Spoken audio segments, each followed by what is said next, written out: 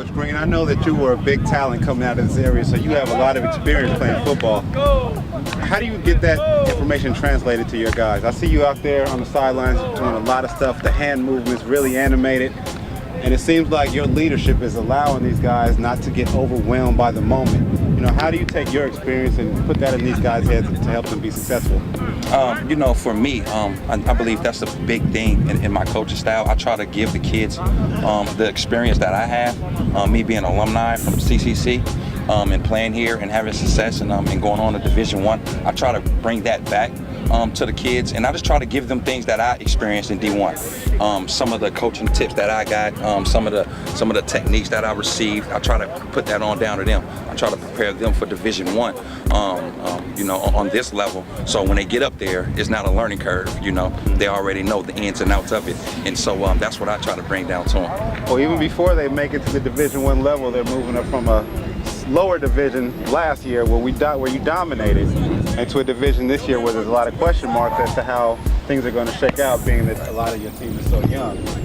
So how do you get them through that transition period to get where they want to go, you know, when they have to be successful where they are right now? So what's the most important thing you tell them? The most important thing right now is to give 100%. Hard work and pay attention to the little things. Talent is only going to get us so far in this league. You know, talent got us a long way in the last leagues because, you know, it wasn't too much talent like ours. But so this league, everything is matched up, and so it's all who's going to give 100%, you know, and who's all paying attention to detail. That's the thing that I'm preaching to these kids now, man. They're paying attention to detail. You know, talent's only going to get us so far. We got to dig in and give 100% all the time.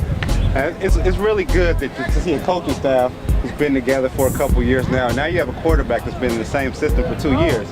So it seems like from the naked eye you're out there calling plays, but how's your play calling changed since your quarterback is so familiar with the system and you guys are familiar with him? How does that change the way you game plan things, and how do you put it out there? Really, it makes it so easy. In reality, this is his third year in the system. I coached him in high school, his senior year. And then the year after that, I got this job, and then he came along with me.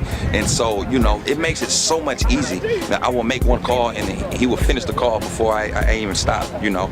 And so it's like, to me, it's like cheating, man. You know, I have a quarterback who knows the system. He's like an offensive coordinator that's on the field, you know, and it makes it so easy for me, you know. And so the thing about it is I don't have to teach too much now, you know. I don't have to go ins and outs. I can concentrate on the little things, you know, and trying to get prepared, you know, and I believe, you know, it would be a great thing. Last year you had 2 standout receivers. This year, a lot of questions come in about some of these guys. Now, some of them have shown in the last game and in the last couple of practices they're ready to step up to the challenge. But how do you evaluate these guys, and what did you see in the last game to let you know what the pecking order is amongst the receivers? You know, to tell you the truth, man, before coming into the scrimmage, I really did not know neither.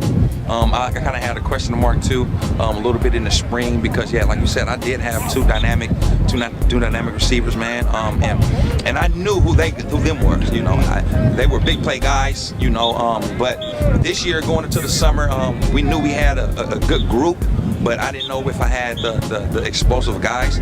But in the scrimmage, I answered a lot of questions, you know, and I kind of feel comfortable now. Do I have the explosive that I had last year? Probably not, but are they better as a group, as a collective group? Yes, I believe so. And so I believe that depth would help us, you know, going into this new league. Good, Day.